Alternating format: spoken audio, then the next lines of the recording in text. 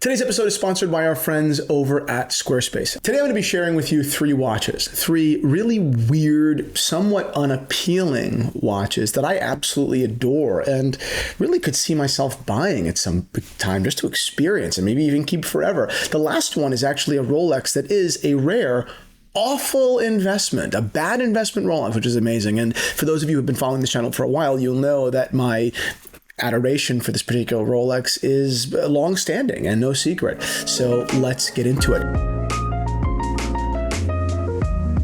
The first piece I want to talk about is a weird watch. I like weird watches, right? As you know, from my affinity for Piaget or my affinity for skeletons, precious metal pieces, I like watches oftentimes that verge on ugly. There's something about a little bit of ugly that I really, really like. Unusual, right?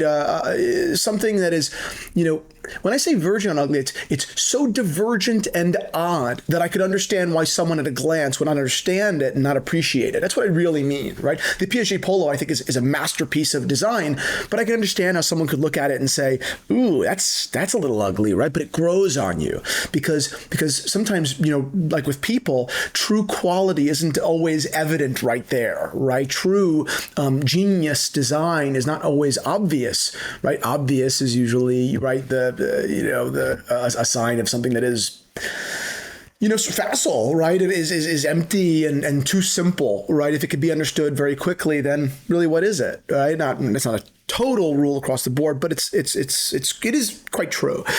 So this watch is from URWERK, a brand that I have never given a lot of credit to because it's not a brand that interests me. I'm not really very interested or passionate in most of these independent watch manufacturers, not by nature that they're independent. That's not my objection. I think independent watch brands are great, but it's that I like classic design, and most independent watchmakers don't manufacture classic design. F.P. Journe was an exception, but the likes of URWERK and MB&F and Ressence and these brands, they're not classic. Independent doesn't just generally mean not owned by a conglomerate. It also means just out there, right? Wild. Right? Something that has such a small appeal that for a conglomerate to own it would make no sense. It's not a large enough business. It doesn't reach a large enough market. And URWERK is exactly that. And really, most of URWERK's collection I'm not a fan of at all. But their UR-100 I am. I have a buddy with one of these watches, and I had never even considered for a second that I would like this watch until I tried it on. And yet when I did, I said, oh my God, this is amazing. I look at them on Chrono24 all the time.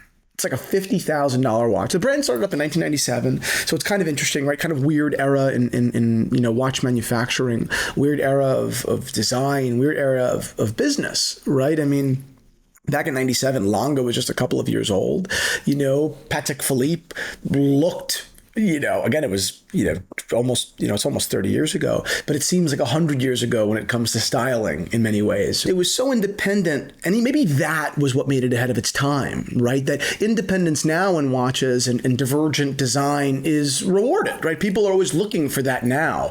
But even rewinding 10 years ago, there wasn't this huge demand for independent watchmaking, right? Now to have an independent or sport independent is in and of itself a flex, right? Whereas, 10 years ago, it was not as popular. Right now, you go to a watch event and the game really essentially is who has the more expensive independent, because that means that person is that much more serious about this hobby, right? But back in 1997, this is kind of like a novel idea, but I do love this watch. I liked its presence. Would I ever wear it? I don't know. I doubt it. Right. And my buddy who has one, I don't think he ever really wears it either, because maybe for some people that like classic designs, it's kind of a novelty. The novelties are, they're fun for a little while and you kind of get over them. Right. And that's not me saying that URWERK is a fleeting thing. I don't mean that at all. It's not a flash in the pan. It's a great watch manufacturer. But for people whose tastes are basically incongruent, right? It's kind of weird once and you just kind of hang it back up. right?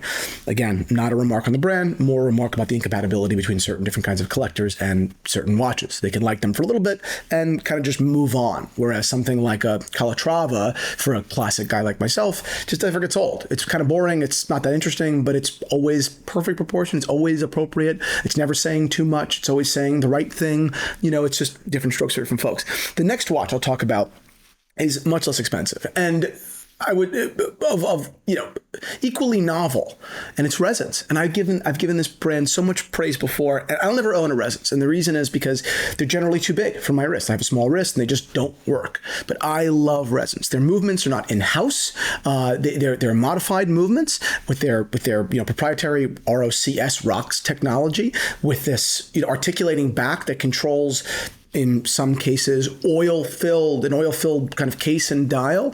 And it's bizarre. It's like the Silicon Valley watch because it's so Apple Watchy even before the Apple Watch. I think that's actually true. It's a bizarre piece of watchmaking, and I love it. While I have never bought one and I have never sold one, I have told so many people that this watch is perfect for to go buy one.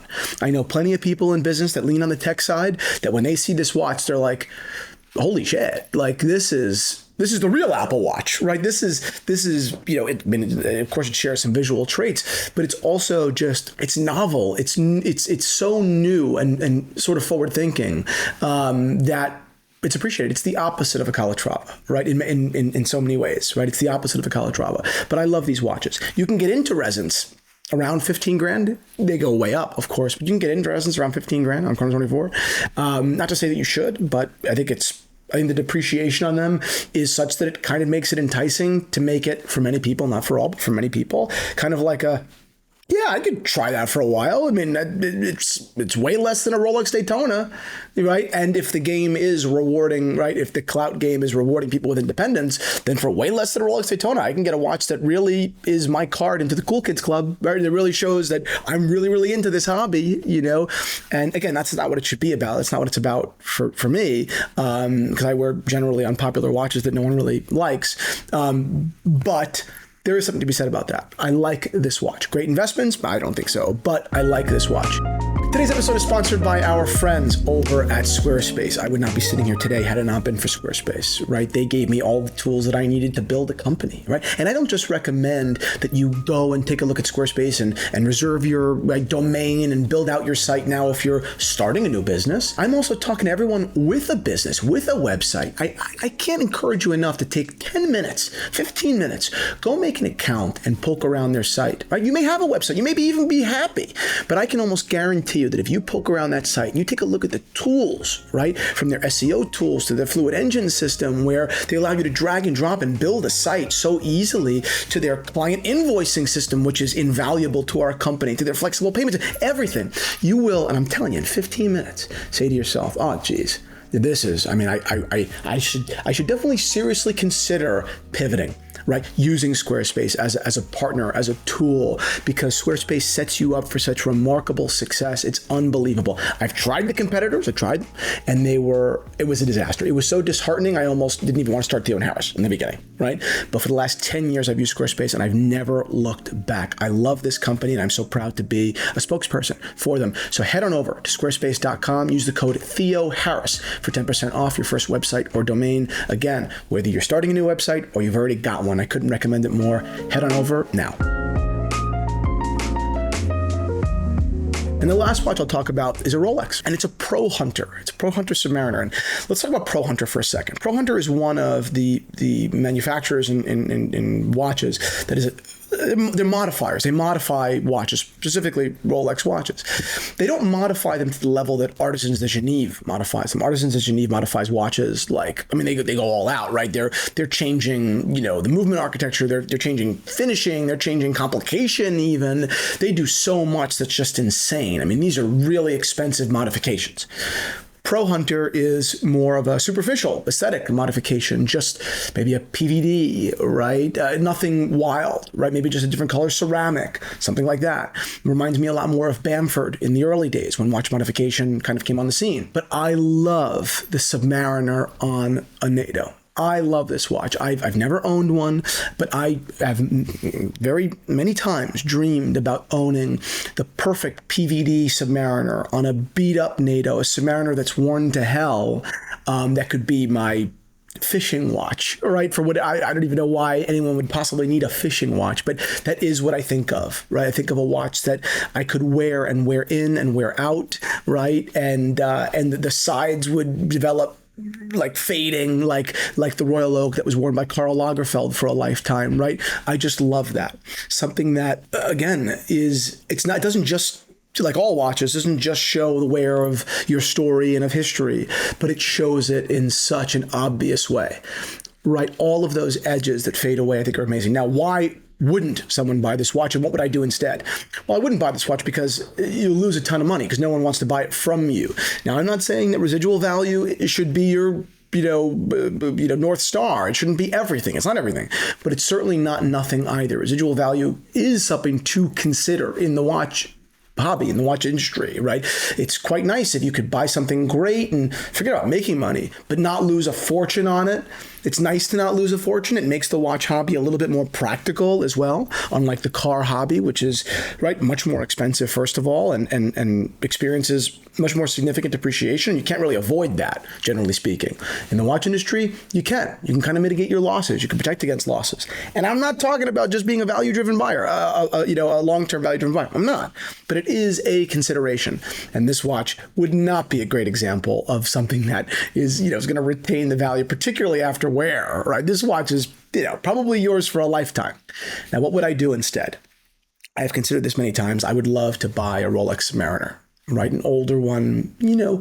I would do a date, but I would really love like a 5513 or a no date, right? Submariner. But again, I'm open. I would love to PVD it. I would love to have the case recut. I'd love to have, meaning to add bezels like yesteryear, right? I would love to delete the crown guards, right? I would love to bring a larger crown, right? There was an independent watch manufacturer, again, a modifier called Tempest Machina years ago. When I was first getting into the watch industry, they were getting into the watch industry, and they did an amazing job customizing Submariners. If my memory serves me, they were selling them for like $27,000. And it was like an amazing custom sub. I mean, they did an amazing job, which, all fairness, it's a lot of money for a sub, but it was basically $15,000 in modifications, $25,000, which, putting it on par with a Daytona, which is a $25,000 watch in stainless steel in the secondary market, it was infinitely more interesting. No offense to Daytonas, but it was a product of even more craftsmanship and more attention to detail, and it was a custom vision. It was low production. They gave buyers an opportunity to kind of blast into the past, right? To own a watch that, kind of answers the question, what would a Submariner look like today if Rolex kept some of the design language, some of what we maybe at one point thought was going to be the permanent design language of that model forever? Like we said, the bezels, the proportions, the big crown, the crown guard less watch, crown guardless case, the red arrow, right? All these different things. So I've considered doing this many times. I've considered buying a, maybe kind of $6,000 sub or whatever, because case condition wouldn't matter because I'd have it recut and spend some money and time on having it recut. Now, this would be unoriginal, right? This would be an unoriginal modification, which all modifications, I suppose, are by their nature. I'd have it recut, slimmer profile, delete the crown guards, have a big crown, probably custom made, wouldn't be cheap, right? PVD, maybe do a ghost bezel, maybe do some custard patina on the lume plots in the hands, maybe fade out the dial. I don't know.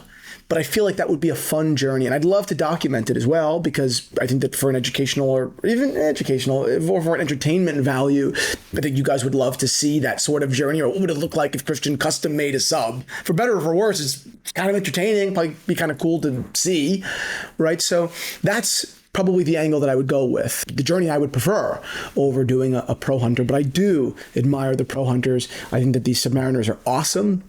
I think they're terrible investments, but they certainly do make it on the list of weird, because it's weird. Pro Hunter's not Artisan de Genève. Weird watches that I really do sit and admire sometimes when I'm poking around. It's not all, the obvious complicated Patek and Piaget that I love, right? Calatravas and whatever. The Cartier tanks, No, it's weird stuff too, right? We've all got, complex personalities and interests, right? And even though, 95% of the things that I like are probably conceivable and within the realm of like a predictable, like Christian, whatever image, there's a 5% that's like totally weird, right? They're like 100%, So anyway, I hope you enjoyed this episode. And if you want more behind the scenes content from Theo and Harris, go join us over at The Zero. We got some amazing episodes. Just did a Chrono 24 watch shopping kind of tutorial, did a peek into my shoe closet to take a look at my collection of Gucci loafers, which is really cool, and talk about some of the history there. We just cooked a beautiful tortilla, a Spanish tortilla as well. Talked about Tudor, the value of spending time well. It's a great community. I hope to see you on over there. So click the link down below. It's $10 a month, but we give out credit to the Theo and Harris Strap Shop, so it all comes out equal. And it's a special community, and we're doing some amazing stuff over there, particularly the buying tutorials, the buying guides. So head on over, and I'll see you on over there.